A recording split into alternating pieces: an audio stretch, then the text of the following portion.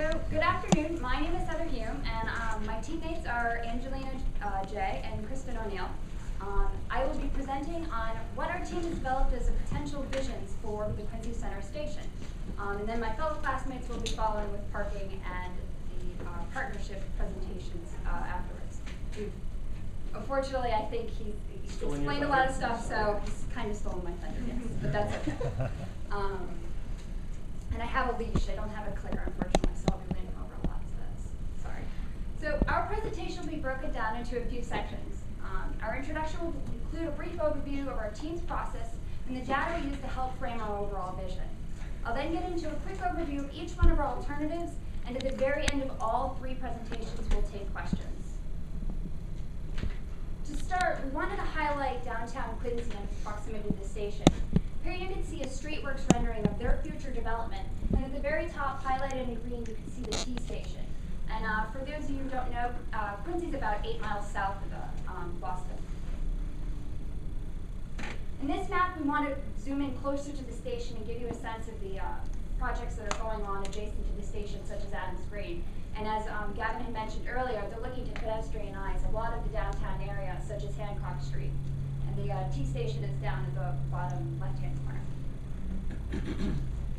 In this map, we wanted to even zoom in even closer to give you a sense of the overall scope of our vision. And the site here is highlighted in red.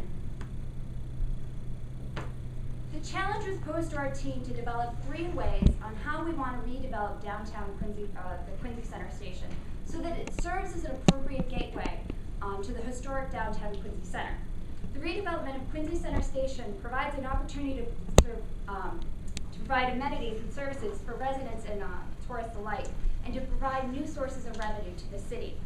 We designed these alternatives to build and work off of each other. Quincy has a great number of attributes that lend themselves to a wide variety of potentials in the future of the station. Its proximity to Boston, large diverse population, and backing by private developers such as Streetworks makes Quincy Center Station a prime location for transit-oriented development. With the continual rise across many of the MBTA modes, making improvements to Quincy Center Station will help the city capitalize on the high level of foot traffic traveling through the station and become a great source of revenue. Here's my grandmother getting on a bus. Just kidding, just kidding. Due to the fact that the garage is condemned, it's our operating assumption that it will be removed in light of any type of development that takes place at the site. This provides a rare opportunity for a completely new station. However, this opportunity comes at a time when both the MBTA and the City of Quincy have limited financial capabilities to invest. In working with the City of Quincy, we heard the need to develop it to make it a suitable gateway to and from the city. Well, what does this mean? What attributes take a station from its simple function as a transfer point and make it something so much more? You can see here that all of these stations make a statement in their beauty, but it takes so much more than just good looks to make a station function as a proper gateway and transform how people travel. And just a quick overview, these stations from the top left-hand corners, Taiwan, Singapore, Moscow, and Munich. Conversations with the City of Quincy helped give our team the foundation on what they saw for the station site. Combining this understanding with our research on what has worked well at other transit-oriented development sites, we developed an overarching vision to help guide us in our specific recommendations. These attributes, safe, convenient, accessible, attractive, welcoming, celebrates community and Quincy's history, and serves tourists and commuters alike. These are all vital attributes that make any development successful and profitable.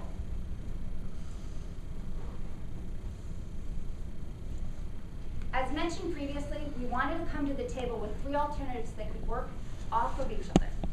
With our first alternative, we wanted to start with the basics. With the smallest capital investment, what attributes do we focus in on to make the best station possible? In this alternative, we will only discuss what can be finished, focusing strictly on safety, aesthetics, and minimizing travel times. Shown here is the approximate area that we're working with alternative 1. On this map, Boston's headed to our left, Hancock Street runs along the top, and Bergen Parkway runs along the bottom. The success of any station's project hinges on the ease of being able to use the station for any given purpose. Promotion of pedestrian and bike access will help ease congestion in the downtown area. Complying and going beyond the Americans with Disabilities Act, or the ADA, will not only help the MBTA meet its federal guidelines, but will also help everyone transfer and negotiate through the station. Making the station as accessible as possible will help people want to travel to and through the station. With ridership growth over 15 buses, 3 commuter rail lines, and a rapid transit line, it's important to ensure that transfers between these modes be as seamless as possible. To help improve travel through the station, wayfinding signage should be posted in alternative formats, as well as alternative languages such as Mandarin and Spanish.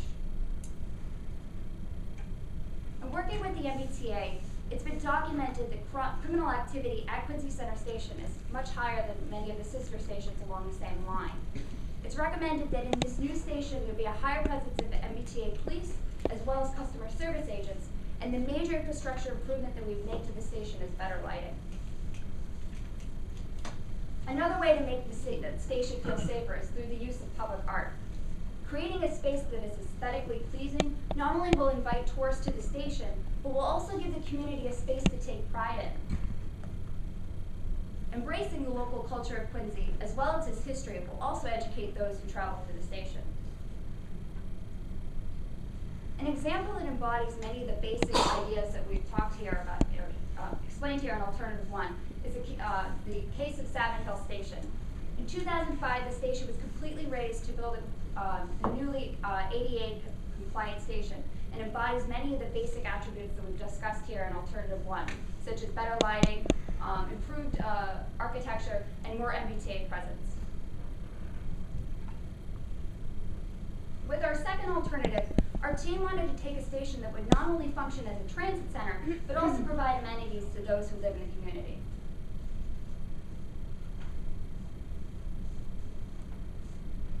As mentioned previously, Alternative 2 picks up where Alternative 1 leaves off.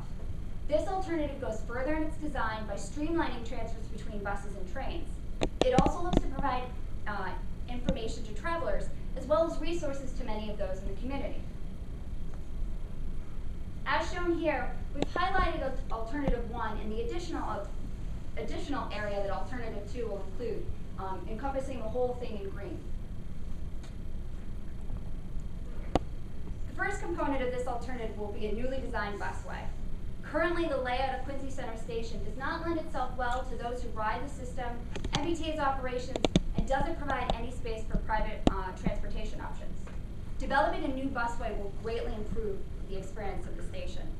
This example here is from Greater Des Moines, Iowa, and both the building and the busway itself is built on less than 1 acre of land, and this actually provides 15 individual spaces for buses. In our alternative, busway will actually be built on the existing decking over the tracks, and access will be to and from Bergen Parkway. Forecasting that the air rights will be become more profitable over time as development occurs in the downtown area, we felt that improving the station, yet leaving not building over the air rights, would actually allow the city to capitalize on the revenue later on down the line. To further this alternative, a small mixed-use building would be built on the land to actually house a number of amenities. This building would have a retail and visitor center, daycare, and educational center as well. The first floor would be dedicated to a retail center, such as a food court or convenience store.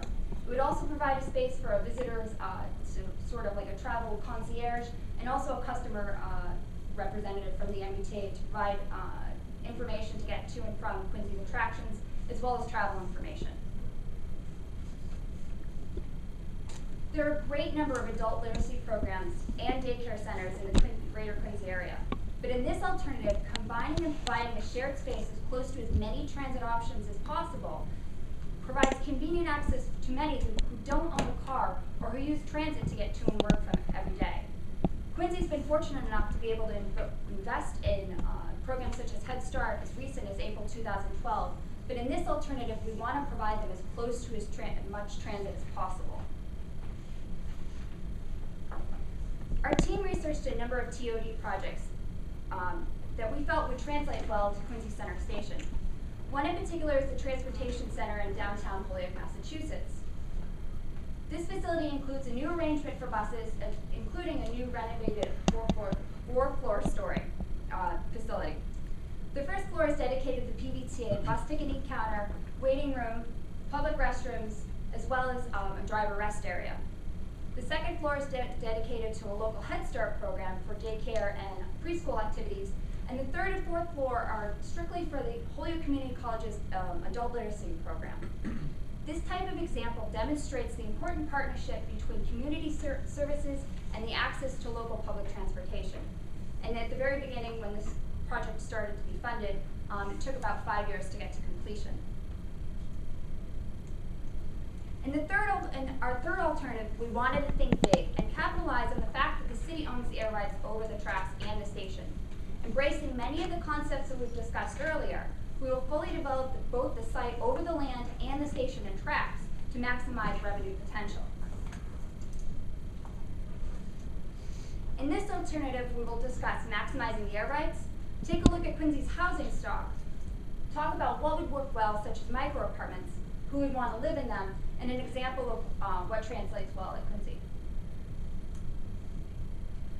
Just to give you a sense, Alternative 3 now encompasses both Alternative 1, Alternative 2, and goes beyond it. The City of Quincy can create a more usable space by maximizing its air rights. Trends show that growth in urban areas is outpacing that of suburbans for the first time in 2 decades. The city owns the air rights over the station and the tracks and could benefit in the development that renovates the station and provides additional revenue. The air rights can be developed in 3 ways: over the stational terminal building, over the station's platforms, and over the tracks outside the station. In this example, this is Riverside Plaza in downtown Chicago, and you can see the building, but there's also a series of parks. And in this complete development, there was no disruption to train service. The new Quincy Center expects to attract an influx of workers from the biotech and other industries. Through our research, we found that there was an abundance of, or an overage of high-end units versus demand, and there was an abundance of vacancies of apartments of $1,200, rents of $1,200 and higher.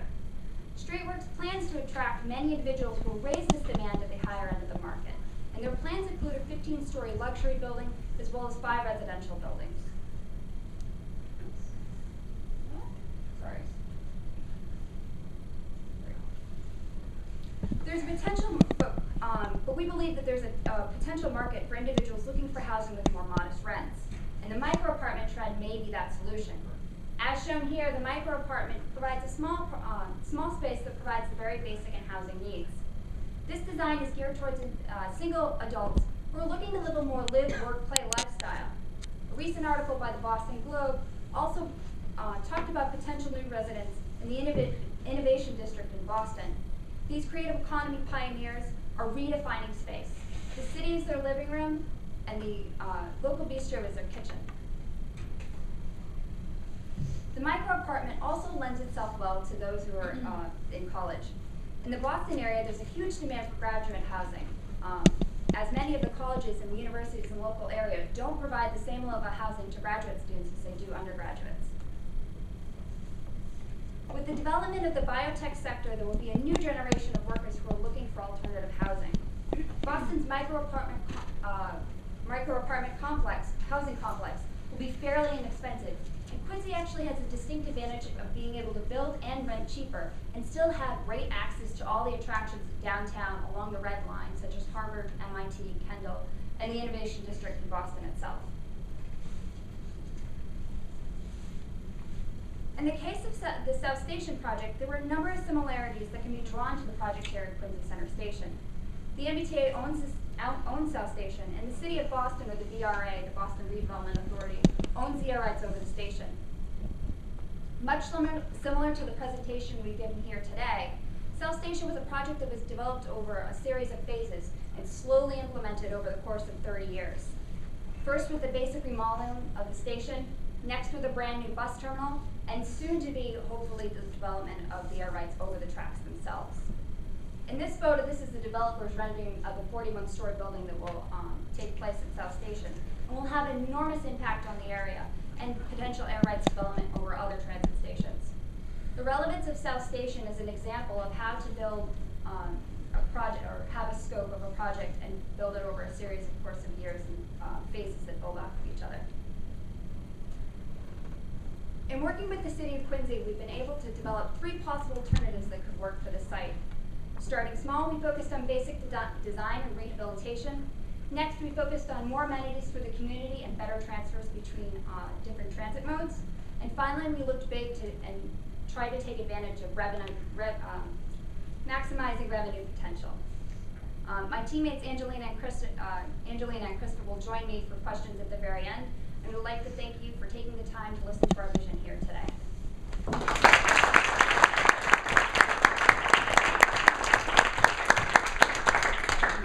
We decided to wait until all 3 presentations are complete to take questions. Extra session. So we'll move on to the second group.